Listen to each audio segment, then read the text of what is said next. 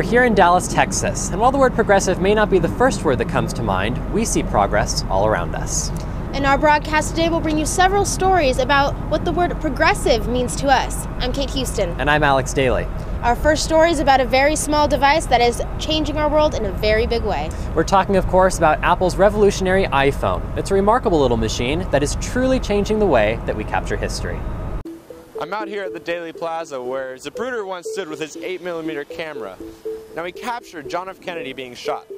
Imagine, if he had an iPhone, how easy it would have been for him to upload it to social media sites like Facebook, Twitter, YouTube. The video would have went viral, and everyone would have known about the president's assassination. But the story really begins in June of 2007.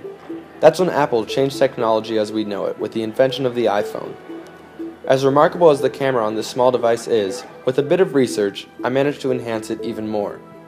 Through the help of the Focus Accent iPhone lens, I was able to create a strong, high-definition camera out of the phone in my pocket. This led me to wonder how necessary thousands of dollars of equipment really is when I have everything I need in the palm of my hand. We Skyped Philip Felice, the creator of the add-on lens I use, to hear his view on the iPhone and its progression in mass media. The functionality of the iPhone, when mated with a device that gives it diverse capabilities, just an accessorizing, or basically, as we like to call it, an open source camera platform, it opens up the doors to so many new things that you can do with it. You've got very capable hardware in the iPhone camera itself, and you also have very capable software. So the two together make it almost like the new in-your-pocket 21st century digital studio. So where you can get on the scene, quickly set up, get whatever lenses or microphone options you need, and you can be your own one-stop shop. Philip definitely has a strong vision about what the iPhone can become.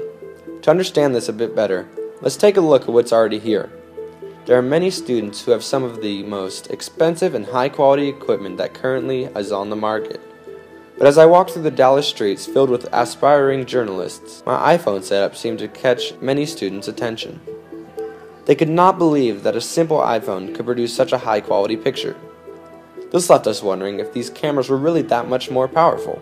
This thing seems really cool. It's definitely lightweight, compact, and it seems to have everything that we have in our bigger camera here. I mean, my camera guy's lugging around 15 pounds. This thing's got to weigh 1, maybe 2. I think it's compact and, just a really cool setup. The 8mm camera that Abraham Zapruder used to shock the nation definitely tells a different story. 49 years later, this little iPhone is proving the same timeless message. Any camera, combined with an extraordinary moment, will produce a lasting impression. In this age of social media, integration with sites like Facebook and Twitter are essential for sharing these moments with a borderless world. But there's one last question remaining, a question of viability. Can we really expect a professional reporter to rely on his iPhone and some experimental equipment to produce a news story? Our experience here in Dallas has given us a clear and convincing perspective. For all intents and purposes, this iPhone has the power to revolutionize journalism as we know it. This has been Drew Morris reporting for KBFT, Sacramento. With all that the iPhone can do, I'm surprised it's only 5 years old. Well, that's progress, which brings us on to our next story about the NBA's Dallas Mavericks. Chris Watkins went to the American Airlines Center where he discovered that the owner, Mark Cuban, may be more of a maverick than his players. A maverick is a free-thinking, independent-minded, progressive person. This perfectly describes Dallas Mavericks owner Mark Cuban. This free-thinking mindset has led to many years of success, this beautiful new arena, and some diverse thinking. Hi, I'm Chris Watkins here reporting on scene at American Airlines Arena to find out about this innovative franchise. Under Cuban's GM/owner leadership, the Mavericks rose from 10 consecutive losing seasons to their current 11 consecutive winning seasons. Mark Cuban gained fame with the founding of Broadcast.com and its sale to Yahoo. With this rapidly acquired wealth, Cuban purchased the Dallas Mavericks on January 4th, 2000.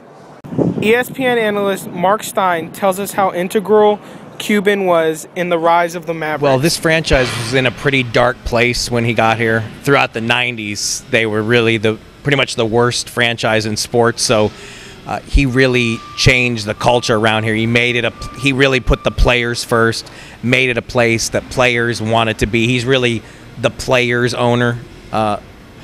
In the NBA, that's really what he's known for being the players' owner. So that's really the most important thing. after a really rough decade, he made this a place that guys wanted to be, and really made players think that he had their back, and that's something that's always important to players. I mean, when he took over the team, they were still playing in a different arena. You know, it's hard. You can't. He's so synonymous with the Mavericks now. You can't even imagine what this team would be like without him. But now the good news for him is when he got here, Dirk Nowitzki, Steve Nash, and Michael Finley were in place.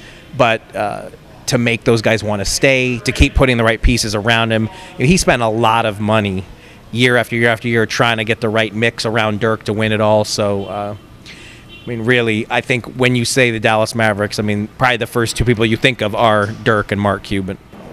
Cuban's progressive ideals were embedded into the design of the new arena, with some of the most modern luxuries of any NBA stadium, including the first ever 1080 HD replay system and the retractable seats to switch for various Mavericks events. Will be looking for progression both on and off the court.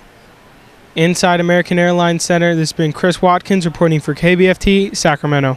We've seen the way that the iPhone is revolutionizing the way the world communicates. We've also seen how Mark Cuban is changing the way that owners operate. But here in Dallas, the Aloft Hotel is taking a progressive approach to how people spend time away from home.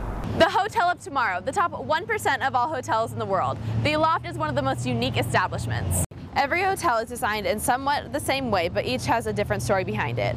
We went to go talk to Marissa Robles, the sales architect of this Aloft, to find out more about the developments of the classical but contemporary hotel chain. Well, actually, the idea behind all Aloft hotels, no matter where you go in the entire world, they're all going to have a similar feel. So Starwood Hotels actually hires a main designer out of New York. They pretty much came up with the concept of a contemporary, like modern space.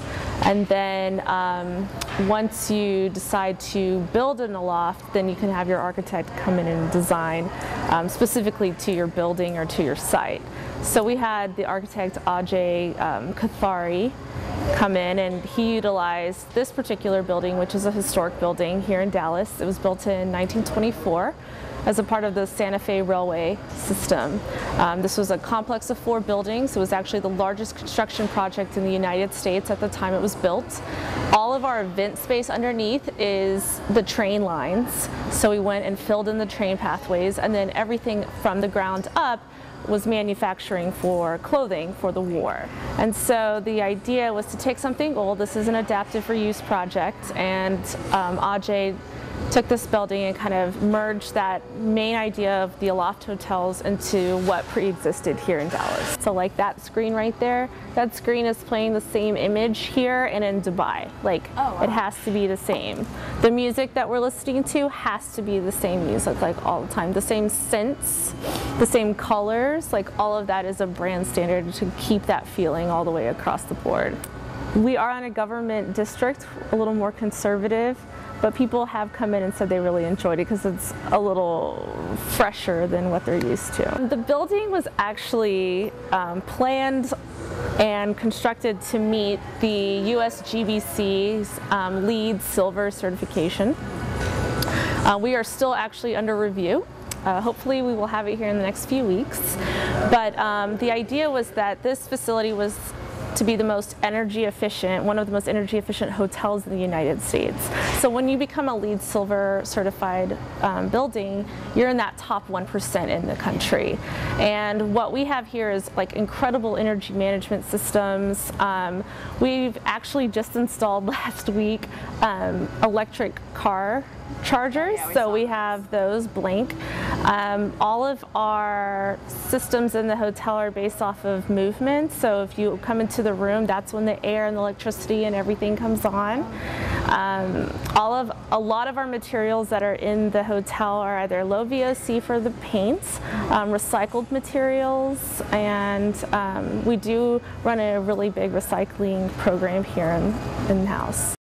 As you can see, the Aloft Hotel is one of the most progressive hotels in downtown Dallas. This has been Sarah Engstrom reporting for KBFT, Sacramento. Although we have covered many areas of progress in our broadcast today, we would be remiss if we did not include the Sweet 16. Competition started at 7 a.m. and Ready or Not will end at 11 p.m. And over these 16 hours, teams have faced a variety of triumphs and challenges. The Sweet 16 has just begun. No matter how each team competes, the competition will be over in just 16 hours. The question is, how will each team progress? This morning was not that bad.